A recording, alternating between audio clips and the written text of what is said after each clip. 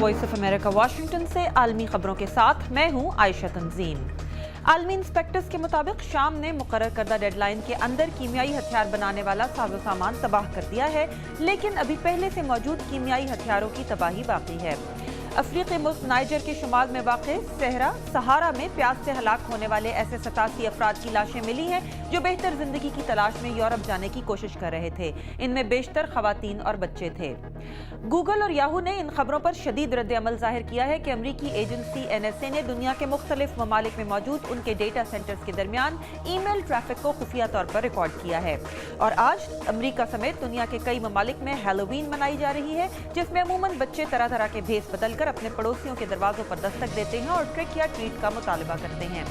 ये आलमी खबरें आप देख रहे थे वॉइस ऑफ अमेरिका वाशिंगटन से। मजीद खबरों के लिए देखिए urdu voa.com।